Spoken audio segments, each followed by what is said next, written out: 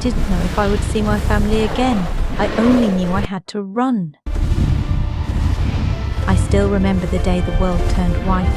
The wind screamed so loud I couldn't hear my mother anymore. I tried to stay close, I really did. But the storm pushed between us like a wall. One step, then another, and their shapes faded into the blowing snow. In that moment, I learned something terrifying. You can be surrounded by light and still feel completely alone.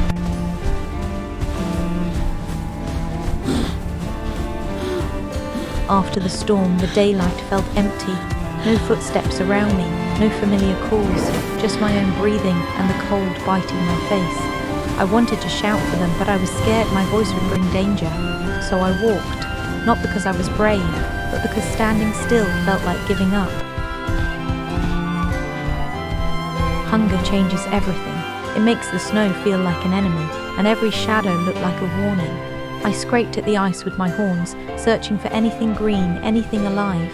Then I found it. Frozen ferns hidden like a secret under the snow. I ate slowly, like the taste could keep me alive a little longer, like food could become hope.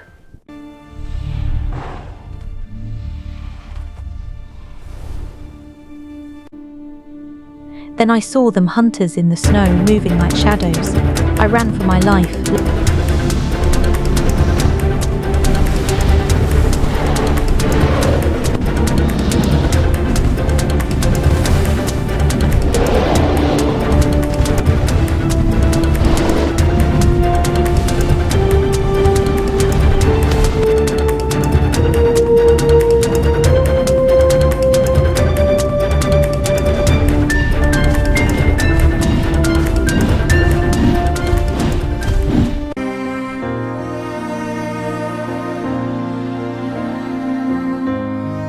When I saw them, my legs almost gave up, not from fear, but from relief.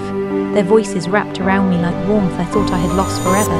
I pressed close, feeling their breath, their bodies, their steady strength. In that moment I understood. Family is not just who you walk with, it's who you return to. The cold was still there, the world was still cruel, but inside our circle, I was home. And for the first time since the storm, I felt safe enough to live, not just survive.